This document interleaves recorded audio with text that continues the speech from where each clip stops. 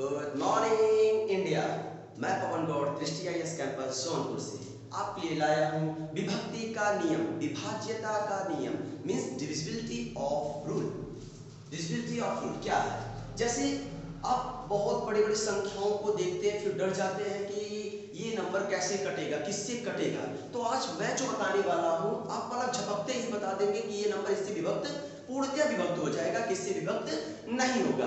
तो जैसे वीडियो को देखने से पहले आप लाइक करें, सब्सक्राइब करें और सब्सक्राइब करने के बाद हाँ बेल आइकन दबाना ना भूलें। तो हम बताते हैं आपको डिविजिबिलिटी रूल के बारे में। जैसे 2 से, 3 से, 9 से, 5 से, 4 से, 8 से, 7 से, 11 से।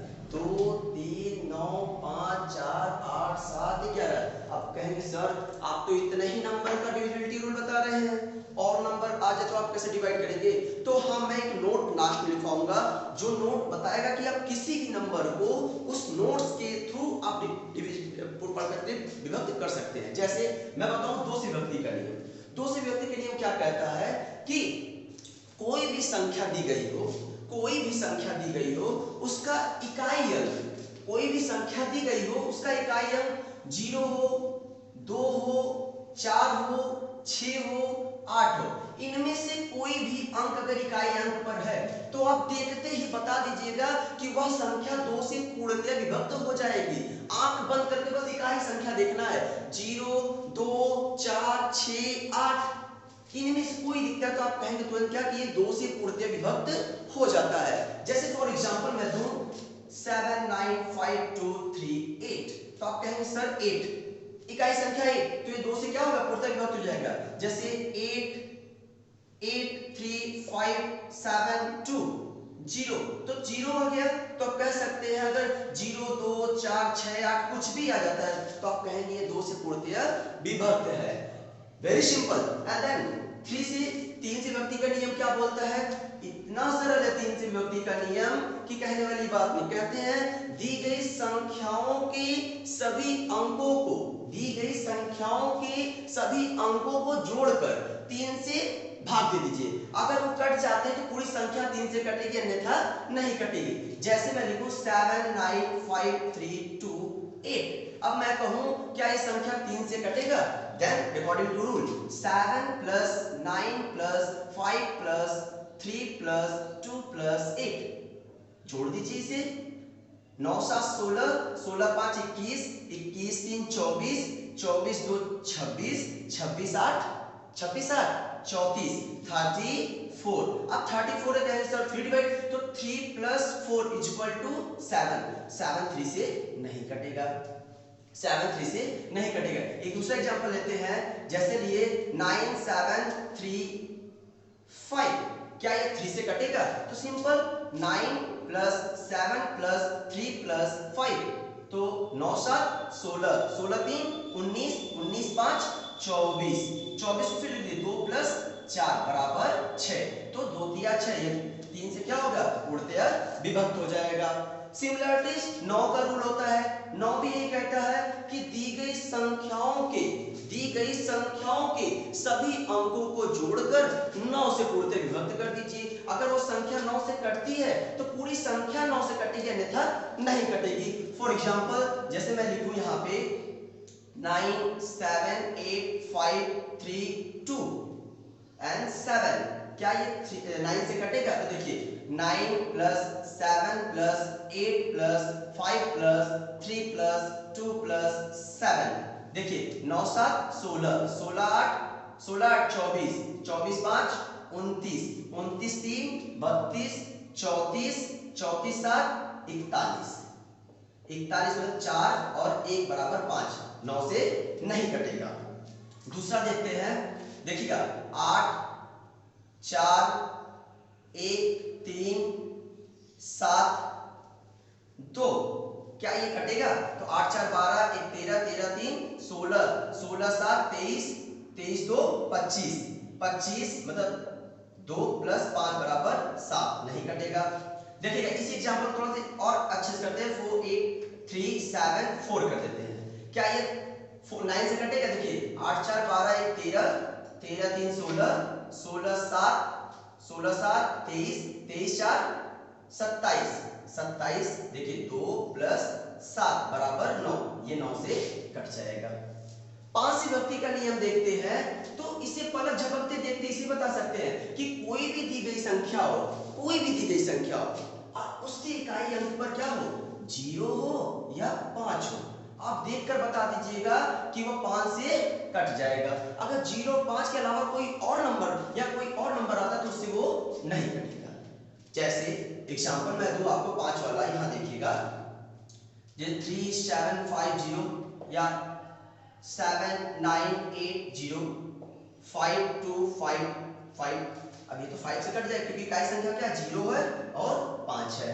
4 से विभक्ति का नियम क्या बोलता है, 4 से विभक्ति का नियम बोलता है कोई दी गई संख्या 4 से तभी विभक्त होगी, कोई दी गई संख्या 4 से तभी विभक्त होगी जब उसके इकाई और दहाई अंकों से बनी संख्या, इकाई और दहाई अंकों से बनी संख्या 4 से पूर्णतया विभक्त हो या पूर्णतया विभाजित हो। जैसे मैं बताऊं आपको 4 से विभक्ति का नियम में बता दूं कि 3 7 8 4 2 8, क्या ये संख्या 4 से कटेगा? तो आप देखकर बताइए इकाई और दहाई अंकों से बनी संख्या क्या है, 28, 28। अब 28 4 7 जा 28, तो 4 से क्या हुआ, कट गया। आसानी से आप देख के बता सकते हैं 4 से ये कट गया। जैसे मैं लूं और 8 4 3 9 0 5 4, अब देखिए क्या ये 4 से कटेगा, 54 13 चौका 52 होता है, 14 चौका 56 होता है, तो मतलब ये 4 से नहीं कटा, 4 से नहीं कटा। तो इकाई और दहाई अंकों से बनी संख्या देखेंगे, ओनली इकाई और दहाई। पीछे से ना समझ में आता है तो आप बोल दिया करिए पीछे से 2 डिजिट लेना है हमें, जिससे अगर कट जाता है तो 4 से पूर्ण विभक्त होगा, अन्यथा नहीं होगा। देख रहे हैं कितना इजी तरीका है, 2 से 3 से 9 से 5 से बचा 8 7 11, ऐसे ही प्रोसेस है। जैसे मैं बोलूं यहाँ पे आपको 8 से, तो 8 से विभक्ति का नियम बोलता है इकाई और दहाई अंकों से बनी संख्या, इकाई और दहाई तथा सैकड़े, इकाई दहाई तथा सैकड़े अंकों से बनी संख्या अगर 8 से पूर्ण विभक्त होती है तो पूरी संख्या 8 से विभक्त होगी, अन्यथा नहीं होगी। जैसे फॉर एग्जांपल मैं लूं आपको यहाँ पे 9 4 3 8 1 4 1 6, क्या ये संख्या 8 से पूरा कटेगी, 8 से पूर्ण विभाजित होगी? तो देखिएगा बहुत सिंपल सा तरीका, हमने कहा इकाई दहाई और सैकड़ा, मतलब इकाई दहाई और सैकड़ा मतलब 3 डिजिट, 4 1 6, 8 5 जा 40 और 8 2 जा 16, 8 5 जा 52 से ये कट गया, मतलब 8 5 से 40, 8 दूनी 16, मतलब इकाई और दहाई अंकों से बनी संख्या किससे कट गई, 8 से कट गई। तो हम आसानी से कह सकते हैं कि ये पूरी संख्या क्या होगी, 8 से पूरा कटेगा। अब पुराना रूल भूल जाइए कि पूरा संख्या लिखते हैं, पूरी संख्या लिखते हैं और फिर 8 से भाग देते हैं, 8 1 कम 8, फिर 1 आया 4, 8 दूनी 16, फिर 1 बार जाएगा। तो ये सब भूल जाइए आप, ये सब नहीं करना है हमें, ठीक है ना। हमें बस करना क्या है, इकाई और दहाई, इकाई दहाई सैकड़े अंकों से बनी संख्या। 4 वाले में देखना है इकाई और दहाई अंकों से संख्या।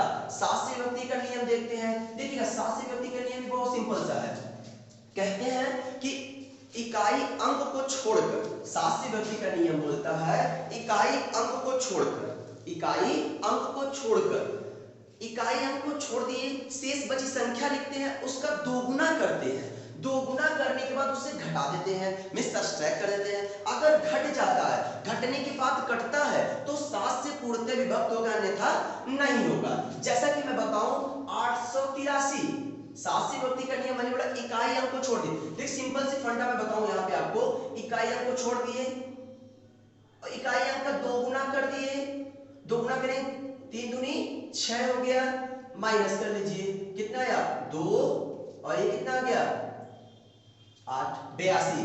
अब 82 7 से कटेगा, 12 सती 84 होता है, 12 सती 84 होता है, 82 नहीं कटा। देखिए यहाँ पे और एक स्टेप कर लीजिए, 2 दूनी 4, माइनस कर लीजिए 4 आया, तो 4 से 7 नहीं कटेगा, 4 से 7 नहीं कटेगा। तो हम क्या कह सकते हैं कि ये 2 से, अब देखिए छोटा सा एग्जांपल ले 882 अगर मैं ले लूं यहाँ पे, 882 मैं लूं यहाँ पे, तो 2 गुणे किए, 2 गुना के 2 दूनी 4, माइनस कर दिए, आया कितना 8, और ये आया 4, 84। आप कह सकते हैं 12 से 84, 12 से कट गया, बट थोड़ा सा और छोटा करते हैं, इसे फिर 2 से मल्टीप्लाई करते, 2 चौक 8, यहाँ 8 आया, करते 0।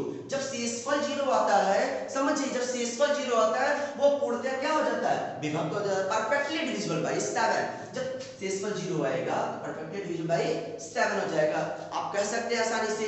ठीक है, अब जैसे देखते हैं कि 7 का नियम हम पढ़ लिए, 8 का पढ़ लिए, 4 पढ़ लिए, 5, 9, 3, 2, ये रूल। अब आता है 11 का नियम। 11 का नियम क्या बोलता है? 11 का नियम बेसिकली हम अपने शब्दों में सीखेंगे। हम बहुत से किताबी लैंग्वेजों में देखते हैं कि ऐसे करिए वैसे करिए, तो बहुत सिंपल तरीके से 11 को हम सीखते हैं। 11 का नियम सीखने के लिए देखिए सो सिंपल तरीका मैं बताऊंगा आपको 11 का, बहुत सिंपल सा तरीका है। कहते हैं 11 से विभक्ति का नियम, कोई दी गई संख्या 11 से तभी विभक्त होगा जब उसके इकाई अंक से बाईं ओर चलने पर सम स्थानों के अंकों का योग, सम स्थानों के अंकों का योग और माइनस विषम स्थानों के अंकों का योग। हम ये भी कह सकते हैं विषम स्थानों के अंकों का योग माइनस सम स्थानों के अंकों का योग। अगर 0 आता है या 11 आता है, 0 आता है या 11 आता है, तो दी गई संख्या 11 से पूर्णतया विभक्त होगी। दी गई संख्या 11 से पूर्णतया विभक्त होगी। जैसे मैं बताऊं आपको कि हम क्या करेंगे, राइट से लेफ्ट की ओर बढ़ेंगे, राइट से लेफ्ट की ओर बढ़ेंगे। क्या करेंगे यहाँ पे कि दिए गए इकाई अंकों से सम स्थानों के अंकों का योग माइनस विषम स्थानों का अंकों का योग। जैसे मैं कोई भी संख्या लिखूं, एनी नंबर, कोई भी संख्या आप लिखो, जैसे मैं लिखा 7 8 5 3 0 4 2 4 एंड 4, मैं लिख दिया। अगर इसको बोलते हैं कि 11 से पूर्णतः विभक्त होगा, तो मैंने बोला कि इसके दाईं ओर से चलने पर सम स्थानों के अंकों का योग माइनस विषम स्थानों के अंकों का योग का अंतर, योग का अंतर 0 हो या 11 हो, 0 हो या 11 हो, तो वह संख्या पूर्णतया 11 से परफेक्टली 11 से क्या होगी, डिवाइड होगी। जैसे मैं कहा सम स्थानों का, तो अब देखिएगा हमें पता है सम स्थान विषम स्थान क्या होता है। देखिए यहाँ पे एक मैं नंबर लिखूं ऐसे 1 2 3 4 5 6 7 8 9 10 11 12। देखिए अब सम आप बोल सकते हैं, हमने इससे पहले वाले टॉपिक में सम और विषम बताया था, नंबर सिस्टम की पार्ट है ये विभक्ति का नियम, उसमें मैंने बताया था सम और विषम क्या होते हैं। सम और विषम जिसकी इकाई संख्या पे क्या हो, 2 4 6 8 10 12 हो, तो ये 7 8 12 हो, तो ये क्या होते हैं, सम स्थान होते हैं। तो ये 2 से पूर्णतया क्या होते हैं, विभक्त हो जाते हैं। तो सम स्थान है ये, और बचा हुआ क्या है, विषम स्थान है। तो सम स्थान विषम स्थान, देखिएगा अगर हमें करना है सम स्थान, तो देखिएगा नंबरिंग करिए ऊपर 1 2 3 4 5 6 7 8 9। ध्यान दीजिएगा मैंने बोला सम स्थानों के अंकों का योग, ना कि सम संख्या और विषम संख्या। बहुत से स्टूडेंट ये ध्यान रखते हैं कि सर बोले हैं कि सम संख्या विषम संख्या, तो उस संख्या में से अंकों को निकालते, कहते हैं सम संख्या तो ये सब सम संख्या विषम संख्या जोड़ देते हैं, कहते सर सॉल्यूशन आया ही नहीं, मुझे समझ में नहीं आ रहा है। तो समझने की सबसे सिंपल तरीका मैंने बोला सम स्थानों के अंकों का योग। देखिए सम स्थान ये इसके अंकों का योग मतलब 4, सम स्थान ये इसके अंक का योग 5, सम स्थान 3, सम स्थान 8, ये सम स्थान हो गए। माइनस विषम स्थान, अब बचे हुए विषम स्थान जैसे 4 2 0 5 और 7। मैंने बोला ना कि सम स्थान क्या है सर, 5 0 है, 0 तो सम संख्या होता है, 0 सम संख्या, लेकिन स्थान कहां पे है, विषम के स्थान पर है। ठीक है ना, अब इनको जोड़ लीजिए, 4 5 9 9 3 12 12 8 20 माइनस 4 2 6 6 5 11 11 7 18 18, तो आ गया 2 2 कटेगा नहीं, तो हम कहते हैं 11 से नहीं कटेगा। हमने कहा 0 आए और 11 आए, 0 आए और 11 आए, तो ये संख्या पूरा क्या होगी, ये संख्या पूरा क्या होगी, 11 से पूर्णतया विभक्त होगी। जैसे मैं लूं आपके सामने 80 16 45 96, 80 16 45 96, क्या ये संख्या 11 से पूर्णतया विभक्त होगी, क्या ये संख्या 11 से पूर्णतया विभक्त होगी, एंड देन अनदर, देखिएगा फिर से देखिएगा अगेन मैंने बोला सम स्थानों के अंकों के 1 2 3 4 5 6 7 8। अब सम स्थानों के अंकों का योग देखना है। सम स्थान क्या है? 9 है। सम स्थान क्या है? 4 है। सम स्थान 6, सम स्थान क्या है? 6 1 है एंड सम स्थान क्या है? 8। अब विषम स्थान देखिएगा, सब्ट्रैक्ट करते हैं विषम स्थान। विषम स्थान क्या है? 6 है, 3 है, 5 है और क्या है? 0 है। अब देखिएगा 9 4 13, 13 1 14, 14 और 14 8 कितना होता है? 22 माइनस 6 3 9, 6 3 9 9 5, 9 5 14, घटा दीजिए। इसमें घटाएंगे कितना आएगा? 8। 8 भी नहीं कटेगा, 8 भी नहीं कटेगा। तो हम क्या कह सकते हैं? हम क्या कह सकते हैं भैया कि ये भी नहीं कट रहा है। तो दूसरा एग्जांपल देखते हैं हम। यहाँ पे दूसरा एग्जांपल लिए, जैसे कि मैं बताऊं यहाँ पे दूसरा एग्जांपल जो कटे, जो 11 से पूर्णतः विभक्त हो जाए। 23 69, 23 69 70 69, क्या ये कटेगा? तो देखते हैं सम स्थान 1 2 3 4 5 6 7 8। सम स्थान सम स्थान सम स्थान सम स्थान, तो सम स्थान 2 6 7 6 माइनस विषम स्थान 3 9 0 9, ये कितना आ गया? 6 6 12, 6 6 12। देखिएगा यहाँ पे फिर से लिखते हैं हम, देखिएगा सम स्थान 2 6 7 6 माइनस विषम स्थान 3 9 0 9। देखिएगा सम करेगा 6 6 12, 12 2 14 7 21 माइनस 9 9 18 3 21, 21 आ गया 0। मैंने बोला ना 0 आए या 11 आए तो वो संख्या पूरा क्या होगी? 11 से पूर्णतः विभक्त होगी। देखिएगा फिर से रिवाइंड मैं करता हूँ। विभक्ति का नियम क्या है? 2 से 3 से 9 से 7 से 8 से 4 से 11 से। तो that's a very simple divisibility rule. आप सीख गए होंगे एकदम डिविजिबिलिटी रूल की कितना सिंपल सा तरीका है। डिविजिबिलिटी रूल आप सीख गए होंगे कितना सिंपल सा तरीका है। थैंक। जैसा कि मैंने बताया कि 11 से, 2 से, 3 से, 9 से, 5 से, 4 से, 8 से, 7 से, 11 से। अगर इनमें से अगर आपको आता है पलक झपकते विभक्त करिएगा। अब वो पुराना फॉर्मूला मत यूज करिएगा, पूरा भाग लगाते हैं फिर लिखते हैं, तो वो सब छोड़ दीजिए ना। हमने बताया था एक लास्ट मैंने बताया था एक नोट्स मैं बताऊंगा, एक नोट बड़ा महत्वपूर्ण नोट है भाई ये। जैसे अब ये नोट क्या बताएगा कि इससे मैंने इसमें 6 करोड़ बताया, 8 करोड़ बताया, तो 12 करोड़ बताया, 15 करोड़ बताया, नहीं बताया ना। तो ये रूल फॉलो करेगा इस नियम को। जैसे ये रूल को फॉलो करने के लिए मैं क्या बताऊं, इसमें कोई दी गई संख्या, कोई दी गई संख्या, कोई दी गई संख्या। अब जैसे इसमें कहते हैं कोई दी गई संख्या दो सह संख्याओं से जो मिलकर बनी होती है, दो सह संख्याओं से मिलकर बनी होती है, उससे विभक्त होगी तो वो संख्या पूर्णतः उससे विभक्त होगी। जैसे मैं बताऊंगा आपको, कोई दो सह संख्या ए बी है, कोई दो सह संख्या ए बी है।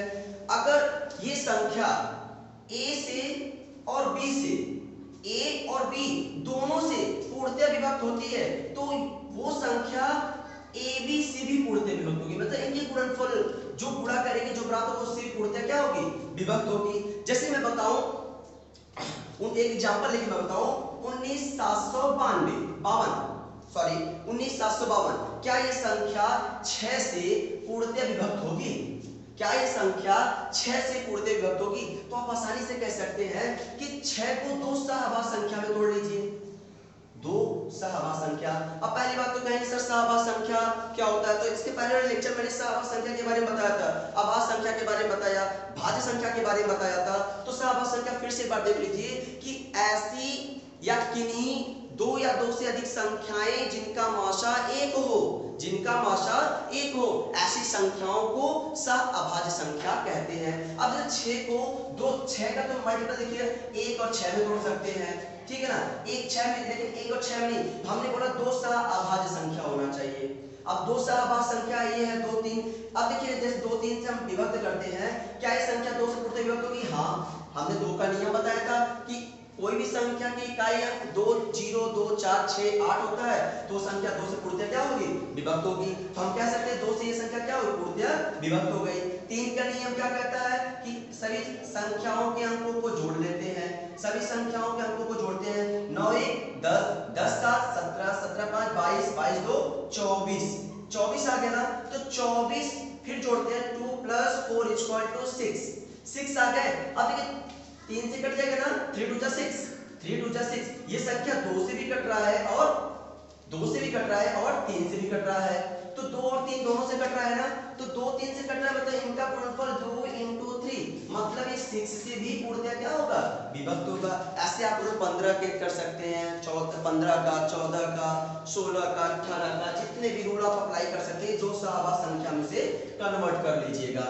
ठीक है, इसके लिए आप एकदम सीख चुके हैं डिविजिबिलिटी रूल, एकदम इजी, सो इजी। अब विभक्ति रूल को फॉलो करिएगा कि इस मैथड को लगाने के लिए लॉन्ग मैथड को यूज मत करिएगा, लॉन्ग मैथड को यूज मत करिएगा।